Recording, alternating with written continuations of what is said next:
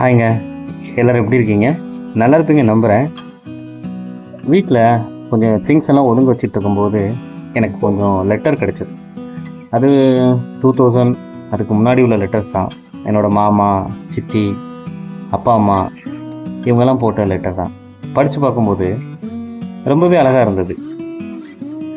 அன்புள்ள, அன்பான, ஆசை முத்தங்கள், இந்த மாதிரி நிறைய வார்த்தைகள் அதில் இருந்தது.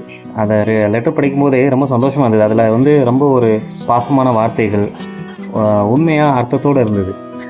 பட் இன்னைய ஜென்ரேஷனில் அந்த ஒரு கான்செப்டே இல்லை. நம்ம ஒரு லெட்டர் போட்டு ஒருத்தவங்களோட நலத்தை விசாரிக்கிறது, அவங்களோட நிலைமையை தெரிஞ்சுக்கிறது இப்போ ஜென்ரேஷனுக்கே இல்லை.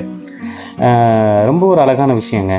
ஏன்னா முன்னாடிலாம் நம்ம இந்த லெட்டர் எழுதுறது, படிக்கிறது, ஸோ இதனால் கூட நம்ம நிறைய புக்ஸ் படிச்சிருப்போம், இந்த மாதிரி விஷயங்கள்லாம் பண்ணிகிட்டு இருந்தோம். பட் இன்றைக்கி அந்த மாதிரி எதுவுமே இல்லை. நம்ம ஒரு லெட்டரை பார்க்கவே முடியாது.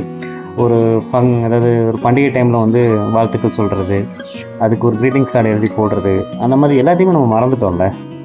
ரொம்பவே அழகாக இருக்கும். நிறைய பேரோட லைஃப்பில் இன்னொன்று சில லெட்டர்ஸ் வச்சுருப்பீங்க. அதை எடுத்து ரீட் பண்ணுங்கள். அப்பப்போ ரொம்பவே நல்லாயிருக்கும். ஜென்ரேஷனுக்கு நீங்கள் சொல்லிக் கொடுக்கலாம். எடுத்தோன்னே ஃபோன் அடித்து பேசுகிறது, வீடியோ கால் பண்ணுறதை விட ஏதோ ஒரு லெட்டர் எழுதி நீங்கள் போட்டு ட்ரை பண்ணி பாருங்களேன். அது ரொம்பவே ஸ்பெஷலுங்க. முடிஞ்சால் உங்கள் ஒய்ஃபு கூட ஒரு லவ் லெட்டர் எழுதி கொடுங்க. அது இன்னும் அழகாக இருக்கும். சரிங்களா? ட்ரை பண்ணுங்கள். ஹாப்பியாக இருங்க. எல்லோரையும் ஹாப்பியாக வச்சுருங்க.